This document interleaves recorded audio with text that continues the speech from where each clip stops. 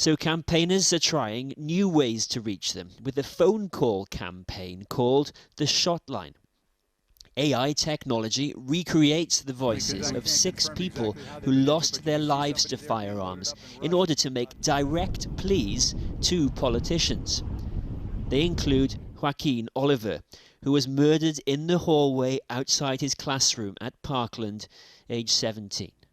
It's been 6 years and you've done nothing. Not a thing to stop all the shootings that have continued to happen since.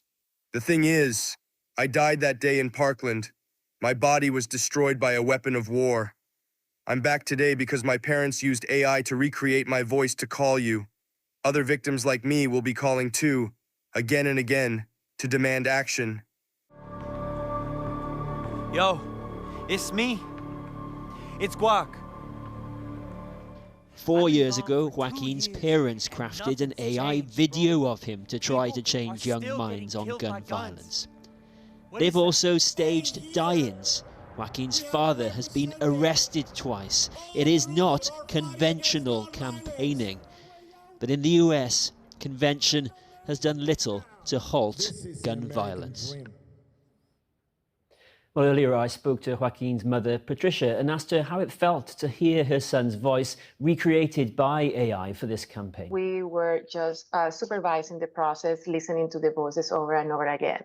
So when we got the final draft of the voice, it was very impactful. It was Joaquin. So I can send you a video of Joaquin talking, and you see Joaquin, what he's saying today is incredible, exact the same voice. How did it feel to hear Joaquin's voice in the present as opposed to the past? Yeah, that is mixed feelings that create on me, because you know that this is an illusion. You know that this is not true.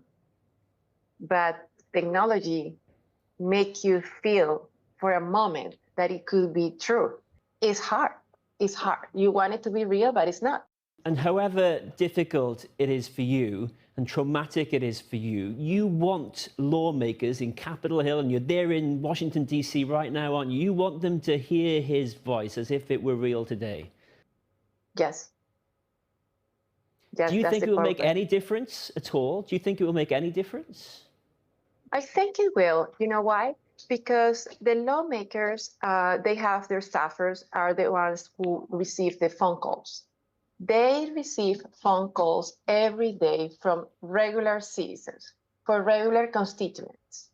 This time, when the staffer grabbed the phone and listened to this voice from Joaquin, for example, it will bring a different impression. So maybe he will be feeling uncomfortable, and that feeling of being uncomfortable will make him move forward and send it and present it to the representative. The feeling of being not comfortable with that phone call, with that message, will make something happen. That's my hope. You launched this campaign 6 years to the day after your son was killed in Parkland, and on that very same day there's another shooting in Kansas City. How were you feeling when you heard that news? So you feel very frustrated, of course.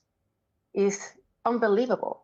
And most of the kids that they were there, just so excited to receive their favorite team, they got injured, because in that state, there's no laws that really follow the gun protection, the gun protection from people like what he did yesterday.